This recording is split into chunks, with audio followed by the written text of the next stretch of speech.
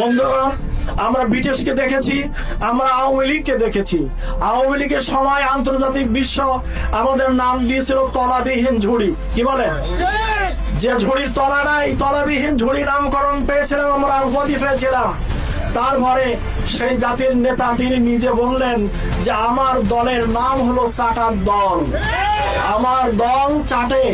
আমি বিদেশ থেকে কম্বল আনলাম 7.5 কোটি, আমার কম্বলটা গেল কই?